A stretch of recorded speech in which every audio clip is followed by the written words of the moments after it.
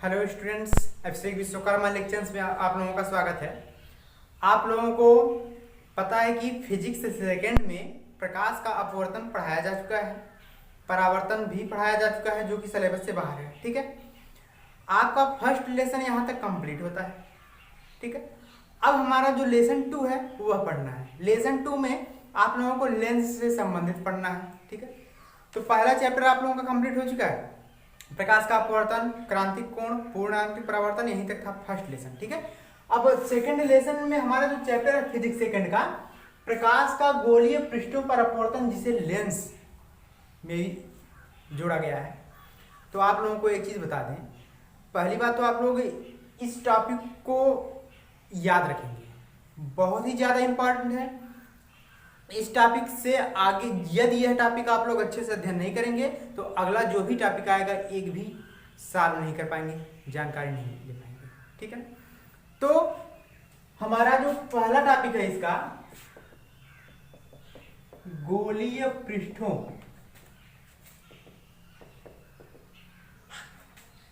गोलीय पृष्ठ पर अपवर्तन। ठीक है ना, या डायरेक्ट कहिए, हेडिंग दे दीजिएगा, गोलीय पृष्ठ द्वारा प्रकाश का अपवर्तन। अब ध्यान से देखिए, गोलीय पृष्ठ तो दो बताए गए हैं, आप लोग इसको दर्पण से संबंधित मत ले चलिएगा।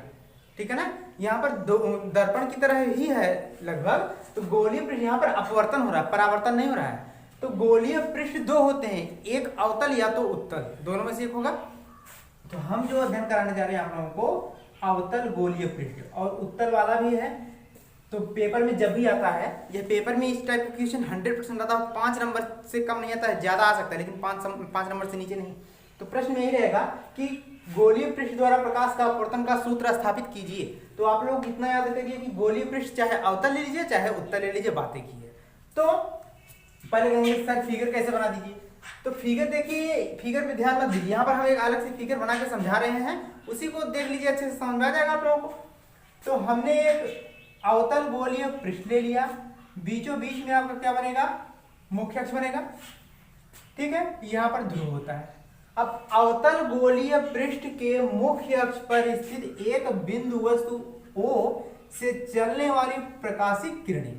अब यहाँ पर देखिए अपवर्तन हो रहा है तो कुछ न कुछ किरणें विचलित होंगी। तो मान लीजिए विचलित हो गए, विचलित होने के बाद उसका जो प्रतिबिंब बनता है वह बिंदु I पर बनता है, इधर ही बन रहा है। ठीक है, अब देखिए कौन सी किरण थी, यह किरण तो जो जा रही थी, इस किरण को आपतित किरण बोलते हैं।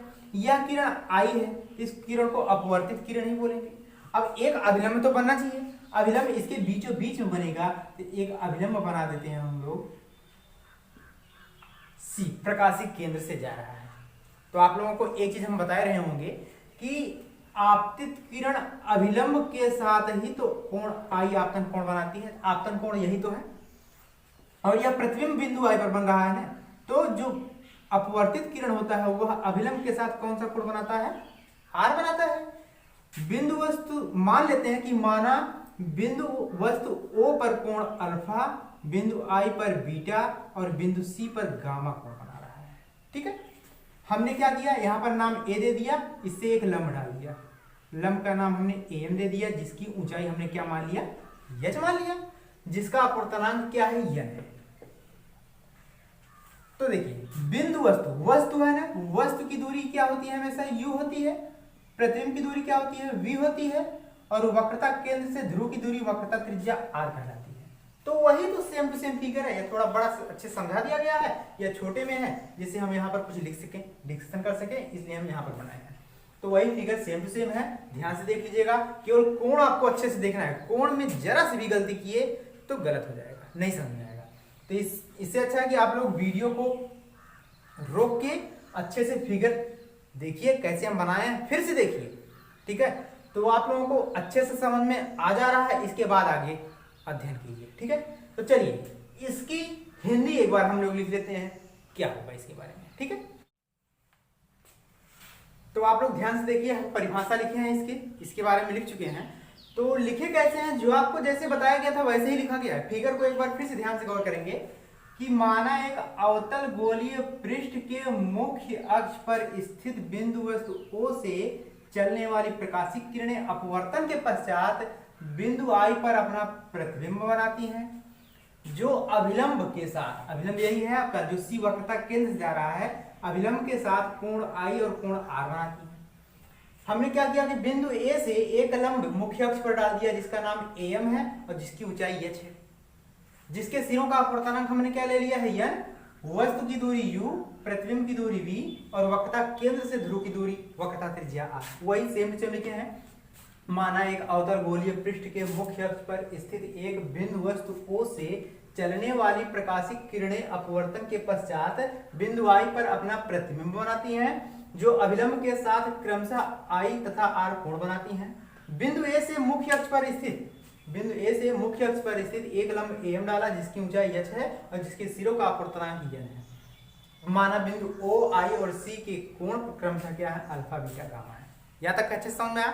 देखिए इसको आप लोगों को बहुत ही अच्छे ढंग से पढ़ना है, क्योंकि अगर यह नहीं पढ़ पाए तो आगे जितने भी फॉर्मूले आएंगे एक भी लगा नहीं पाएंगे आप लोग। तो सब मेथड इसी पर आधारित है, इस पूरा चैप्टर इसी पर आधारित है। तो आप लोग इसको अच्छे से इसका फार्मूला हमेशा माइंड में फीड करके रखेंगे कि हम सर क्या फार्मूला बताए थे। ठीक है, हिंदी लिख चुके आप लोग, तो हिंदी लिखने के बाद हम इसको इरेज कर रहे हैं। अब आगे का शुरू करते हैं। ज्यादा कुछ बताते ना चलते हुए इसी में हम एक फिगर में थोड़ा सा भाग बना दे रहे हैं। ठीक है, यह बिंदु वस्तु O से चलने वाली किरणें हैं, यहाँ पर I है और यह क्या है आपका C है, यह अल्फा है, यह बीटा है, यह क्या है, गामा है। यह पूरा कोण क्या है आपका, अभिलंब के साथ I है और यह जो छोटा कोण है यह आपका R है। ठीक है, तो चलिए आपको 9th या 10th में एक चीज बताया गया होगा, हम भी बताए होंगे क्लास में, कि किसी भी त्रिभुज में, यानी कोई भी अगर त्रिभुज है तो त्रिभुज का जो बाहरी कोण होता है वह शेष दो अंतःकोणों के योग के बराबर होता है। ठीक है, आप लोगों को इतना पता होना चाहिए कि चूंकि हम जानते हैं कि किसी भी त्रिभुज का बाह्य कोण शेष दो अंतः कोणों के योग के बराबर है। ठीक है, अब ऐसा क्यों लिखे हैं, हम इसमें त्रिभुज लेके चल रहे हैं। त्रिभुज कौन सा, ध्यान से देखिए, कोई बड़ा त्रिभुज दिख रहा है, इसमें बड़ा त्रिभुज है, यहां से यहां दिख रहा है एक त्रिभुज की नहीं, इसका नाम क्या है, AOC दिख रहा है ना। हमने ले लिया है कि त्रिभुज AOC में, और प्रोसेस लिख दिए हैं कि हम जानते हैं कि किसी त्रिभुज का बाह्य कोण शेष दो अंतः कोणों के योग के बराबर होता है, इतना आप लोग लिखेंगे। अब AOC देखिए, बड़ा वाला त्रिभुज कहाँ है, AOC में बाहरी कोण है कौन सा, AOC में बाहरी कोण आपका यही गामा ही तो है, हमने लिख दिया गामा इक्वल टू। अब दो अंतः कोण कौन आएंगे, त्रिभुज अलग से बना के देख लीजिए, यही त्रिभुज है आपका, राइट। यहाँ पर आपका गामा है, यह आपका अल्फा है और यहाँ पर बड़ा वाला कोण क्या है, आई है। तो दो अंतः कोण कौन से आएंगे, आई और अल्फा ही तो आएगा, यानी अल्फा प्लस आई ही तो आएगा। हमने लिख दिया अल्फा प्लस आई, तो इससे कोण आई की वैल्यू पता हो सकती है। तो हम कह सकते हैं अर्थात आई बराबर, आई का मान चाहिए तो यह हटेगा, आई का मान चाहिए तो अल्फा हटेगा, अल्फा इधर आएगा तो गामा माइनस क्या हो जाएगा, अल्फा हो जाएगा। हमने इसको इक्वेशन क्या मान लिया, फर्स्ट। ठीक है, अब इसी हिसाब से एक त्रिभुज और है, कोई छोटा वाला त्रिभुज दिख रहा है, देखिए अल्फा के बाद एक त्रिभुज और है, बीटा वाला त्रिभुज, यहाँ से छोटा त्रिभुज बन रहा है, यानी यही वाला एक अलग से बना के दिखा दे रहे हैं। यहाँ पर गामा फिर वही त्रिभुज कोण आएगा, यहाँ पर कोण बीटा है और यहाँ पर छोटा वाला कोण कौन था, आर था। तो बाहरी कोण इसमें भी कौन है, त्रिभुज का नाम देखिए कौन सा त्रिभुज है, AIC, यही तो त्रिभुज है AIC में। अब इसमें बाहरी कोण भी क्या है, गामा है। तो गामा इक्वल टू किसके बराबर है, देखिए gamma equal to beta plus R K, तो बीटा प्लस आर का हो जाएगा। तो हम इससे आर की वैल्यू क्या कर सकते हैं, आर बराबर बीटा उधर जाएगा तो गामा माइनस बीटा। देखिए आर और गामा एक तरह दिखेंगे, इसलिए हमने गामा को थोड़ा अलग बनाया है। ठीक है, हमने इक्वेशन मान लिया क्या, सेकंड मान लिया। अब हम जानते हैं, इतना कंप्लीट करने के बाद आपको लिखना है स्नेल के नियम से। अब स्नेल का नियम का फॉर्मूला आपको पता ही है क्या होता है, n बराबर साइन आई बटे साइन आर। अभी पीछे पढ़ाया गया, पिछले वीडियो में ही कल ही पढ़ाया गया है कि n बराबर साइन आई बटे साइन आर। अब देखिए, यदि हम मान लें कि कोण अत्यंत सूक्ष्म है, लिखेंगे यदि कोण अत्यंत क्या हो, सूक्ष्म हो। जब कोण अत्यंत सूक्ष्म हो गए तो साइन को छोड़ देंगे, तो लिखेंगे क्या, n बराबर आई और बटे में क्या आ जाएगा r। ठीक है, तिरक गुणा कर सकते हैं, हम इसको इरेज कर रहे हैं अब। ठीक है, चलिए देखिए, यहां पर n का गुणा r में क्या आ जाएगा, n इंटू आर बराबर क्या बचेगा, i बचेगा। n का गुणा r में n r बराबर i। अब समीकरण 1 और 2 का मान इसी में रख दीजिए, लिखेंगे समीकरण 1 और 2 का मान इसी में रख दीजिए 3। समीकरण 3 में रखने पर रख दीजिए, तो यह लिखा है, बगल में क्या है, r है। r का मान क्या आया है, देखिए यही तो समीकरण प्राप्त हुए थे, i और r का। तो n बगल में r है, r का मान आया है गामा माइनस बीटा, यहाँ पर गामा माइनस बीटा लिख दिया, बराबर क्या है i का मान है गामा माइनस अल्फा, यहाँ पर हो जाएगा गामा माइनस अल्फा। इक्वेशन कौन सा हो गया आपका, 4th हो गया। यह भी आप लोग नोट करके रखेंगे कि हमारा एक समीकरण और भी आया है। ठीक है, चलिए इतना कंप्लीट करने के बाद अब फिर से त्रिभुज लेना है। अब त्रिभुज लेना कौन सा है, कि जो समकोण त्रिभुज बनाता हो वही हमको त्रिभुज लेना है। अब देखिए इसमें समकोण त्रिभुज बन कौन सा है, देखिए पहले बड़ा वाला त्रिभुज लीजिए। समकोण त्रिभुज आएगा यही, कोण यम पर ही तो 90 डिग्री का बन रहा है, तो समकोण त्रिभुज कौन है, ए ओ यम। तो लिखेंगे समकोण त्रिभुज ए ओ यम में, ए ओ यम। अब साइन कास टेन कौन सा लेना है, देखिए किसकी वैल्यू पता है, आधार की वैल्यू पता है और लंब की, कर्ण की तो किसी में वैल्यू पता है नहीं, तो आधार और लंब किस में होता है, टेन थीटा ही तो होता है। तो टेन थीटा बराबर क्या होता है, लंब बटे आधार। तो टेन थीटा का मान क्या है किसमें, ए ओ एम में, ए ओ एम में ओ के लिए कोण कौन सा, अल्फा। तो टेन अल्फा बराबर लंब बटे आधार आएगा। अब लंब के लिए क्या है आपका, ऊंचाई क्या है, यच है, और बटे में आधार। अब गोलीय पृष्ठ से वस्तु के लिए आधार यानी वस्तु की दूरी क्या है आपका, u है, यहां पर u हो जाएगा। और एक चीज हो, गोलीय पृष्ठ के सामने का चिन्ह हमेशा ऋणात्मक होता है, यह भी कल बताया गया था। ठीक है, गोलीय पृष्ठ के अगर सामने है तो उसका मान किस में होगा, ऋणात्मक में। और हम डायरेक्टली यही लिख रहे हैं कि माना अगर कोण बहुत छोटे हो तो टेन अल्फा को क्या हम अल्फा मान सकते हैं। ठीक है, चलिए अब इसी प्रकार अगला हम त्रिभुज ले रहे हैं।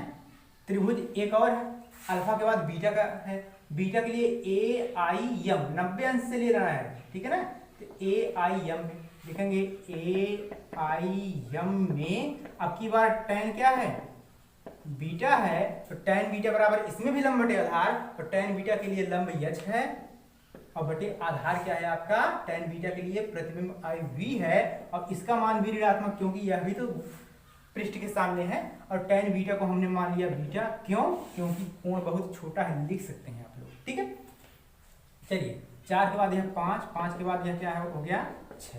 अभी एक त्रिभुज और बचा है गामा के लिए, ए सी एम में। तो त्रिभुज ए सी एम में क्या हो जाएगा आपका, ए सी एम में tan gamma equal to, tan gamma equal to H आएगा, लंब यच है, बटे में आधार क्या है, आर ही तो है, तो हमने लिख दिया आर यहाँ पर माइनस, और गामा यहाँ पर हमने लिख दिया टेन अल्फा, टेन गामा को गामा मान सकते हैं, कोण छोटा है। ठीक है, इस क्वेश्चन क्या हो गया आपका। अब आप लोग ये कह रहे होंगे कि सर ये u v और r की दूरी तो गोलीय दर्पण से मानी जाती है, तो आप यहां से क्यों लिख चल रहे हैं। हमने इसकी जो द्वारक है यह बहुत सूक्ष्म होता है, इसीलिए हम यहाँ पर पृष्ठ से ही लेकर डायरेक्टली लगा रहे हैं। ठीक है, तो यहां तक आप लोगों का कंप्लीट हुआ है।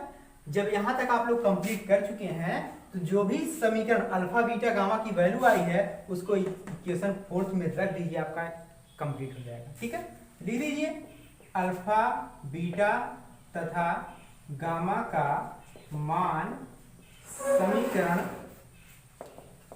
फोर्थ में रखने पर रख दीजिए।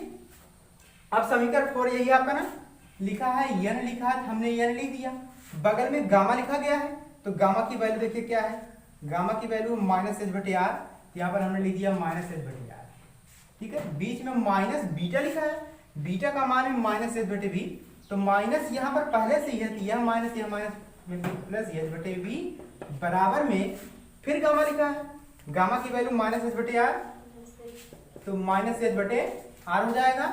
इसके बाद माइनस अल्फा है, यहाँ पर माइनस, अब अल्फा की वैल्यू क्या देखिए, अल्फा की वैल्यू -h/u, तो माइनस पहले से ही है, तो प्लस h/u। यहाँ तक क्लियर है। अब आपको इन सब में से कुछ कॉमन दिख रहा है, n तो पहले ही सब में कॉमन देखिए, h है, हमने h को बाहर कर लिया, ठीक है। जब h निकल जाएगा तो -1/r प्लस h निकल जाएगा तो 1/v बराबर, इसमें h कॉमन करेंगे तो -1/r प्लस h निकलेगा तो 1/u, h से h कैंसिल होता है, n का अंदर मल्टीपल कर दीजिए, तो n का गुणा -1 में तो -n/r प्लस n का गुणा 1/v में तो n/v बराबर, जैसे लिखा लिख दीजिए -1/r प्लस 1/v, ठीक है। अब इसमें करना क्या है कि आप लोगों को r वाला एक तरफ कर लीजिए, n/v वस्तु की दूरी और प्रतिबिंब की दूरी एक साथ, और वक्रता त्रिज्या यहाँ पर 2 बार है, उसको एक साथ कर लीजिए, तो n/v जैसे लिखा लीजिए, ठीक है। यह 1/u इधर आएगा तो -1/u आएगा। अब ध्यान दीजिए, -n/r उधर जाएगा तो प्लस में n/r होगा, और पहले से ही -1/r है, तो आ जाएगा n/v -1/u इक्वल टू, हर समान है, जब हर समान है ऊपर वाला वैसे उतर जाएगा n-1/r, ठीक है। यह आपका अवतल गोलीय पृष्ठ या उत्तल गोलीय पृष्ठ द्वारा प्रकाश के अपवर्तन के लिए फॉर्मूला। यदि आप लोग इसको नहीं अच्छे से अध्ययन करेंगे तो जितना भी आगे टॉपिक आएगा एक ही साल नहीं कर पाएंगे, तो बेहतर यही होगा कि यह फॉर्मूला आप लोगों को माइंड में फीड करके रखना है कि गोलीय पृष्ठ द्वारा प्रकाश के अपवर्तन का फॉर्मूला जहां भी पूछा जाए आप लोग यही बताएंगे। यह अपवर्तनांक है, v प्रतिबिंब की दूरी है, u वस्तु की दूरी है, r वक्रता त्रिज्या है, यह आप लोग को याद ही होगा, ठीक है। तो आप लोग इसको सब्जेक्ट में अच्छे से कंप्लीट कीजिएगा, नहीं आता है समझ में फिर से पूछिएगा, फिर से बताया जाएगा, ठीक है। तो आप लोगों को करना क्या है, वीडियो आप लोग देखते हैं लाइक नहीं करते हैं, ये गलत बात है, तो वीडियो को देखने के बाद आप लोग लाइक जरूर रहेंगे, और जो भी समझ में आए उसको हमसे कहिएगा, हम बताएंगे, ठीक है ना। आज के लिए